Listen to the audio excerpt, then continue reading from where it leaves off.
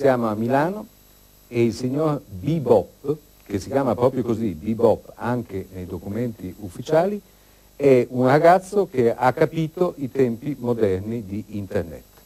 Ha 26 anni, è ricchissimo, ma va a lavorare con i pattini. È un industriale e recentemente ha venduto una sua creazione, la Bebop Research, nata appena 8 mesi fa, alla Telecom per 14 miliardi.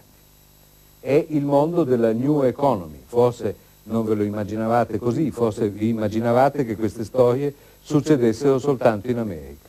E invece, tel chi è il Bebop?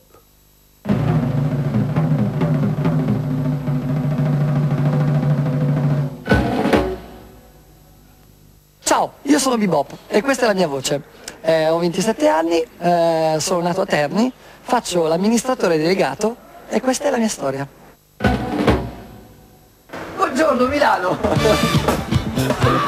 Un nuovo Berlusconi? No, credo che lavorerà per me. E poi mi dicono fra un po' arriverà la persona che ti farà il provino. Dopo un po' vedo arrivare Bebop, ai tempi aveva i capelli neri e un ciuffo blu gigantesco. Allora arriva da me e mi dice: ah, tu sei Tiziana, piacere, io sono Bebop, di qua di là. Io avevo su ancora il cappotto. Mi fa: togliti il cappotto. Io mi sono tolta la giacca, siccome avevo un vestito molto aderente. Allora Bebop ha fatto una faccia come per dire: ok, sei presa, ci vediamo la prossima volta. Bebop è una persona che 4 anni fa mi ha detto: io cambierò il modo di fare comunicazione della Telecom.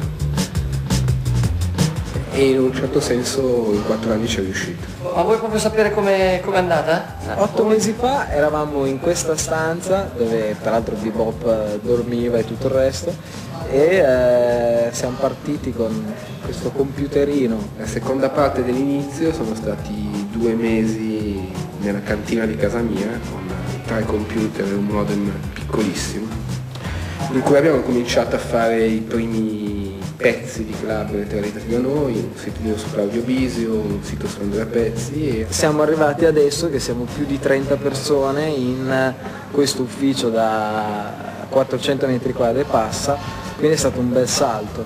Per me 2-3 anni vuol dire proprio una vita. Cioè io credo nel mio cervello di aver vissuto 5-6 vite diverse.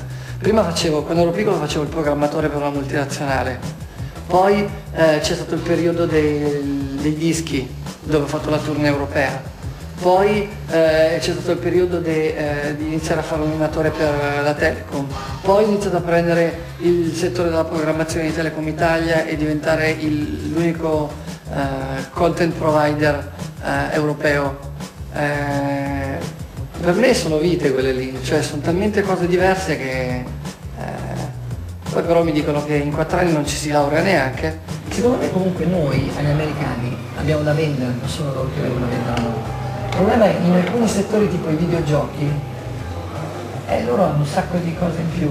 Sapersi vendere è la base per fare dalle prime 100 lire al primo miliardo. Avevo il sentore che avrei fatto i soldi quando avevo 15 anni.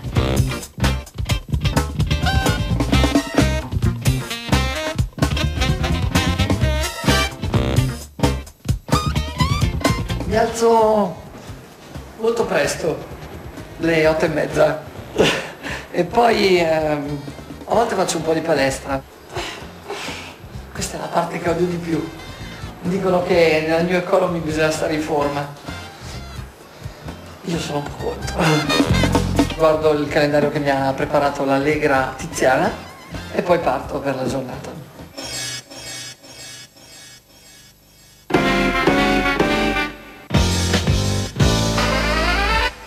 Bebop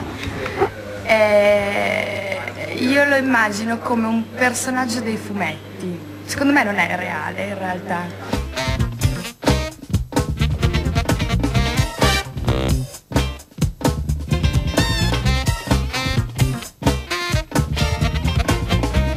C'è un vademecum che mi dice: oggi devi essere vestito così e devi incontrare questo. Ma è vero, nei colloqui devi dare l'impressione di essere giovane, ma di essere la super azienda strafiga che dicono tutti i giornali. Il linguaggio cambia completamente, cioè così, no?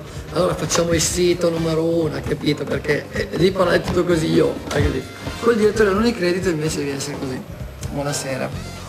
Cioè tutto serio, eccetera. Il personaggio che ti crei è un personaggio che deve essere funzionale in quel momento.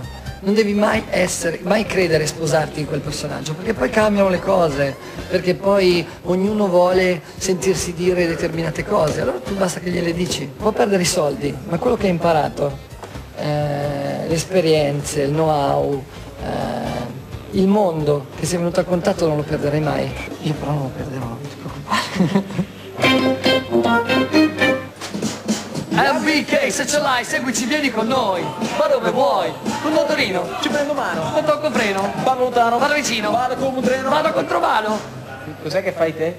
Vado contromano. Non esiste la New Economy. Cioè, allora, la New Economy la stanno facendo appunto i figli di papà, quelli che hanno i soldi per poterlo fare. Io mi sono trovato semplicemente a mettere insieme un po' di amici e di persone su cui contavo.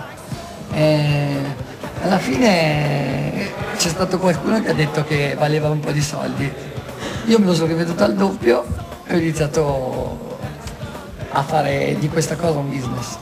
Sono ormai più di 1 milione gli italiani che lavorano nella New Economy e pare guadagnino tutti moltissimo. I commenti a questo punto sono: ma che cos'ha quel ragazzo che io non ho per guadagnare così tanto? Oppure: calma ragazzi che tra poco si prendono tutti un bagno. Beh, sapete cos'è? Tutta invidia. Start is not required. Arrivano questi ragazzini, mi fanno i 21enni, mi fanno sai, mi devi dare 12 milioni al mese, più le stock option, più i premi produzione. 21 anni, 12 milioni al mese? Sì, io ho 26 anni, ma voglio dire, c'è una vita di differenza. Ora veramente passi in un corridoio, ti fermano e ti propongono un business, ti parlano di un business di miliardi. È successo ieri. La radio è un'altra dimensione.